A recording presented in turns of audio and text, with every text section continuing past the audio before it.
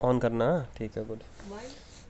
अरे वो चालू हो चुका है बेटा, लाइट शुरू से चालू करना। तो लाइट बेसिकली क्या होता है, लाइट अगर तुम जब आगे जाओगे ना तो तुमको पता चलेगा ये इलेक्ट्रोमैग्नेट मैग्नेट इलेक्ट्रोमैग्नेट वेव होती हैं बेसिकली। तुम यहाँ सिंपल से समझना है तो बीम ऑफ पार्टिकल समझ लो कि यहाँ पे क्या होता है। जब भी तुमने वेव वाला चैप्टर अभी साउंड में तुम देखोगे, या तुम वेव क्या होता है, एक जगह से निकल के पूरी तरीके से पीरियोडिकली, पीरियोडिक का मतलब होता है एक निश्चित समय पे ऊपर नीचे होके, तुमने वो देखा हो, हार्ट बीट देखा हो, ठीक है, कि वो एक निश्चित समय के ऊपर आगे जाके एक डायरेक्शन तय करती है। तो वो लाइट भी उन्हीं का एक एग्जांपल है। जब तुम आगे जाओगे 11th 12th में, 10th में भी तुम्हें छोटा सा दिया हुआ है, बहुत डीप में नहीं है। जब 11th 12th में जाओगे तो तुम्हें ज़्यादा इसकी इलेक्ट्रोमैग्नेट समझ में आएगा कि इलेक्ट्रोमैग्नेट क्या होता है। इलेक्ट्रो ये किस हिसाब से इलेक्ट्रोमैग्नेट कहा जाता है, क्यों कहा जाता है, वो आएगा।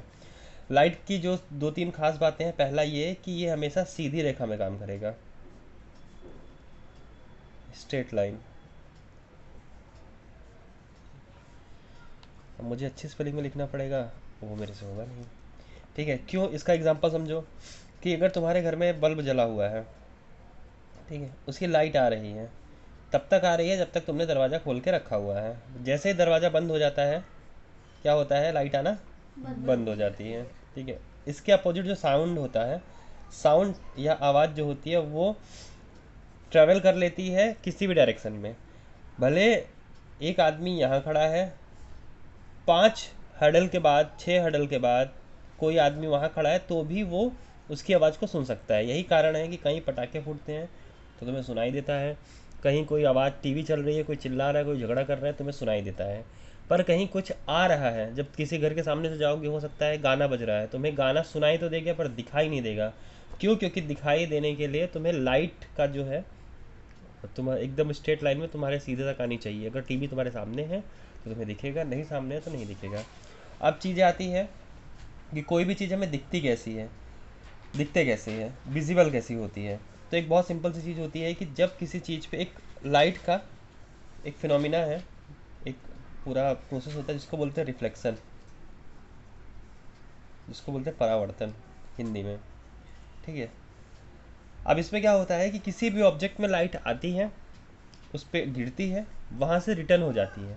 और जहाँ पे, जैसे तुम्हारी आँख है, अगर यहाँ पे मान लो कि एक बॉक्स रखा है तुम्हारे पास में, ठीक है, ये बॉक्स है, इस बॉक्स को देखना है, ये एक आँख है, किसी इंसान की आँख है, इंसान कहीं अलग है, उसकी बॉडी हमने में से आँख निकाल ली है खाली।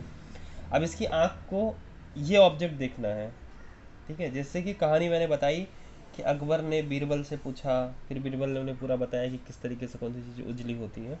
तो उन्होंने ये बताया कि जब तक किसी चीज़ पर प्रकाश नहीं पड़ेगी तो वो हमें दिखाई नहीं देगी। बहुत सही है। अगर कोई चीज़ अंधेरे में रखी है तो कितनी भी अच्छी हो, कितनी भी चमकदार हो, तुम्हें दिखेगी नहीं। उसके लिए दिखने के लिए क्या चाहिए कि यहाँ पे चाहिए तुमको क्या, लाइट। पर सिर्फ लाइट हो जाने से दिखना नहीं शुरू हो जाएगा। सामने वाले कमरे में पूरी लाइट है पर दरवाज़ा बंद है, मुझे वहाँ की चीज़ें दिखेंगी नहीं दिखेंगी। तो लाइट का एक कॉन्सेप्ट चाहिए होता है जिसको बोलते हैं रिफ्लेक्शन। अब रिफ्लेक्शन क्या होता है कि मान लो लाइट इस पर पड़ी, यहाँ से पढ़ के रिवर्स होके आंखों तक आई, ठीक है। बेसिकली ये लाइट हमारी आंखों से ही निकलेगी, आंखों से जाएगी। इसको इस तरीके से भी समझ सकते हो और इस तरीके से भी समझ सकते हो कि लाइट पड़ी है और वहाँ से रिफ्लेक्ट होकर हमारी आंखों में आई। दोनों ही condition at the same time ही चाहिए होता है, साइमल्टेनियसली चलता रहता है। तभी होता है क्योंकि सराउंडिंग में लाइट है तो लाइट ऑब्जेक्ट पे गिरेगी। हमारी आंखों से भी लाइट निकल रही है, आंखों से जा रही है, और लाइट निकल रही है इसका मतलब सुपर मैन जैसा ऐसा एकदम खोल के, ऐसा नहीं होता। पर दिखती है, दिखती है तो कुछ हम लाइट कैच करते हैं, उसमें से रिवर्स होकर आंखों में आती है, तब जाके हमें कोई भी ऑब्जेक्ट जो होता है वो विजिबल होता है या दिखाई देता है। इसीलिए तुम आंख ब्लिंक कर लो या आंख बंद कर लो तो क्या होगा, आंख के अंदर तुम्हारी जो लाइट है वो अंदर नहीं जा पाएगी तो तुम्हें दिखना बंद हो जाएगा। और इमेज कैसे बनती है वो अलग ही पूरा प्रोसेस है, वो अपने बाद में देखेंगे। तो सबसे पहले समझो कि रिफ्लेक्शन क्या होता है। रिफ्लेक्शन या परावर्तन क्या होता है। रिफ्लेक्शन का मतलब होता है वापस जाना या उसी उसी तरीके से करना। जैसे बोलते हैं ना कि ये तो मेरी रिफ्लेक्टिव इमेज है, जैसे बोलते हैं बच्चा जो है कभी कभी बोलेगा कि बाप पे गया पूरा पूरा, मतलब बाप का रिफ्लेक्शन है। या से तुमने कहानी पढ़ी होगी कि शेर ने कुएं में अपना रिफ्लेक्शन देखा, अंग्रेजी में जब तुम पढ़ते हो, रिफ्लेक्शन देखा और वो दहाड़ने लगा और उसको लगा कि कुएं में दूसरा शेर है। तो रिफ्लेक्शन का मतलब होता है कि जैसा है वैसा ही दिखना है, वैसे ही चले जाना। ठीक है, हाँ, मैं जिसको वीडियो भेजूंगा उसको भी एक खमन भी आएगा उसमें। ठीक है, तो क्या होता है कि एक सरफेस है, लाइट को हमेशा मीडियम चाहिए, बिना मीडियम के ये ट्रेवल नहीं करेगा। और यही कारण है कि स्पेस पे लाइट नहीं होता, क्योंकि स्पेस का मतलब होता है खाली जगह, और खाली जगह, जब जगह खाली है तो उसके अंदर कुछ नहीं हो सकता। इसलिए इसको वैक्यूम भी कहते हैं। वैक्यूम क्लीनर सुना है? उसका नाम वैक्यूम क्लीनर ही क्यों है? हमेशा खाली होता सब कुछ खींच लेता है, तो वैक्यूम में हमेशा वो चीज़ें खींच ली जाती हैं। रिफ्लेक्शन एक सरफेस है, या इसको तुम मीडियम कह सकते हो। अभी हम सरफेस लेते हैं, सरफेस को हमने पॉलिश सरफेस लिया हुआ है। रिफ्लेक्शन के लिए पॉलिश सरफेस ज़्यादा आसान है। मतलब कैसे पॉलिश है? मैं बता रहा हूँ तुमको, जैसे तुमने अपने घर में शीशा देखा होगा, कभी शीशा निकाल के देखा है उसके पीछे क्या होता है? एकदम लाल कलर का ऐसे पूरा चिपका रहता है। कभी उसमें से खरोच दो हल्का सा, तो तुमको आर पार दिखना शुरू हो जाएगा। ठीक है, तो जो सरफेस है वो पॉलिश से अनपॉलिश्ड हो जाएगा। तुम्हारा चश्मा है, ये चश्मा जो है ये अनपॉलिश्ड है। इसके अगर एक साइड में पॉलिश कर दो, कुछ लगा दूँ, तो वहाँ पर रिफ्लेक्शन ज़्यादा होगा। अभी रिफ्लेक्शन होता है, दूसरा एक जो कॉन्सेप्ट होता है रिफ्लेक्शन लाइट का, वो होगा, पर वो अभी नहीं देखेंगे, अभी हमें देखते हैं। तो क्या होता है कि कहीं से भी सोर्स या स्रोत जहाँ से लाइट आ रहा है, वहाँ से लाइट आता है और किसी पॉइंट पे, ठीक है, किसी पॉइंट पे गिर रहा है। इस जो लाइट को, ये जो लाइट आती है उसको बोलते हैं आपतित किरण। आपतित किरण, या इसको बोलते हैं इंसिडेंट रे। अब ये जैसे ही सरफेस पे टकराती हैं, तुमने क्रिकेट देखा होगा, क्रिकेट खेलते हुए जब बॉलर बॉल फेंकता है तो क्या करता है, बॉलर ऐसे फेंकेगा, वो टिप्पा गिरती है और सामने निकल जाती है। ठीक है, सामने अगर टिप्पा आई तो सामने ऐसे निकल गई। तो इसी तरीके से लाइट आती है, यहाँ टिप्पा खाती है और यहाँ से रिटर्न हो जाती है। ये जो किरण गई इसको बोलते हैं परावर्तित किरण। ठीक है, और अंग्रेजी में इसको बोलते हैं रिफ्लेक्टिव रे। अब देखो, ये जिस पॉइंट पे गिरी उस पॉइंट पे हम एक इमेजनरी परपेंडिकुलर ड्रॉ करते हैं। परपेंडिकुलर का मतलब होता है 90 डिग्री पे एक लाइन, 90 डिग्री पे एक हमने लाइन ड्रॉ किया हुआ है। इसको अंग्रेजी में कहते हैं नॉर्मल और हिंदी में कहते हैं सामान्य। ठीक है, ये इमेजनरी क्यों है, ये काल्पनिक। इस काल्पनिक इसके लिए है, काल्पनिक इसके लिए है क्योंकि तुम्हें ये रे दोनों दिख जाएगी, ये रे नहीं दिखेगी। ठीक है, तुम्हारे पड़ोस के घर के बच्चे के पास एक बीम है, लेजर लाइट है, कल मांग के रखना उससे आधे घंटे के लिए। ठीक है, मैं तुम्हें दिखाता हूँ।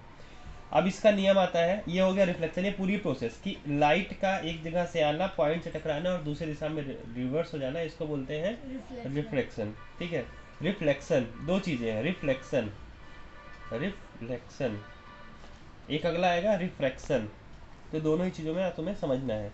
अब पहले देख लो लॉ क्या होता है, law of refraction, reflection, reflection नहीं। ठीक है, अब तुम ये सोचोगी कि ये जो होता है कि किस एंगल पे आ रहा है, किस एंगल पे जा रहा है, एंगल का काम आएगा यहाँ पे।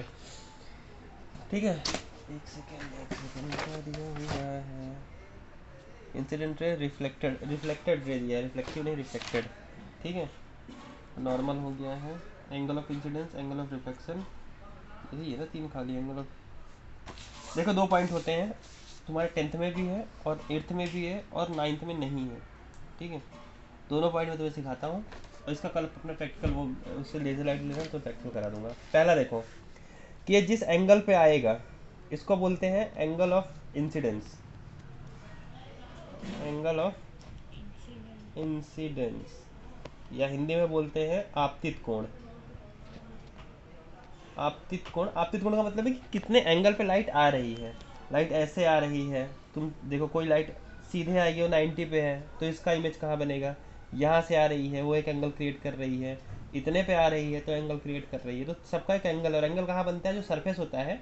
एंगल किसी किसके बीच में बनता है, सरफेस के बीच में और जो लाइट आ रही है उसके बीच में। इसके बीच का जो डिस्टेंस होता है उसको उससे बनता है एंगल। तो इस एंगल को बोलते हैं एंगल ऑफ इंसिडेंस, और जो सामने वाला एंगल होता है इसको आर से दिखाते हैं, इसको बोलते हैं एंगल ऑफ रिफ्लेक्शन, क्या बोलते हैं? Angle of reflection. Angle of reflection, ठीक है। या परावर्तित कोण, परावर्तित कोण। बहुत सारी चीज़ें एक ही जगह लिखा गई है क्योंकि लिखना था ही, मैं सेम प्लेन पे ही चलना पड़ता। अब देखो इसमें पहला नियम क्या कहता है? पहला नियम ये कहता है कि किसी भी रिफ्लेक्शन वाले प्रोसेस में आपतित किरण,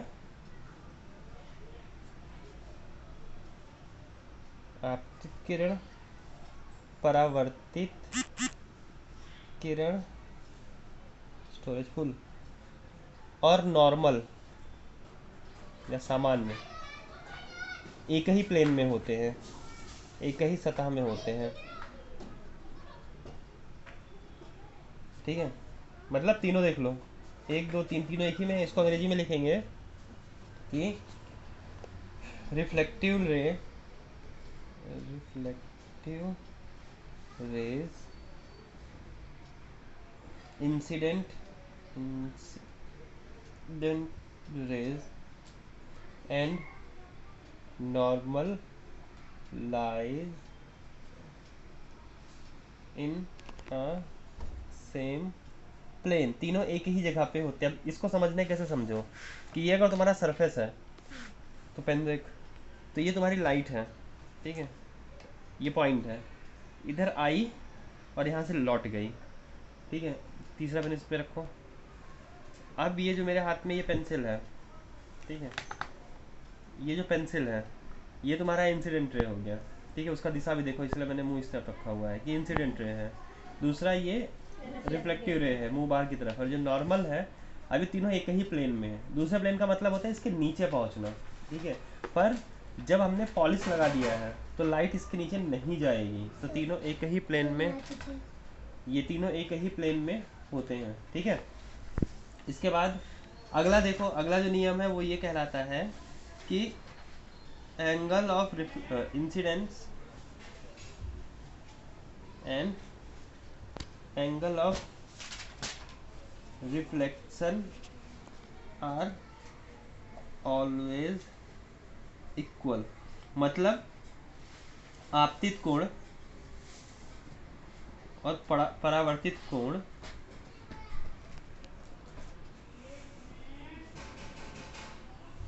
दोनों समान होते हैं। अब ये जब तुम बीम ला के कल रखोगी ना तो तुम इसका प्रैक्टिकल दिखा दूंगा।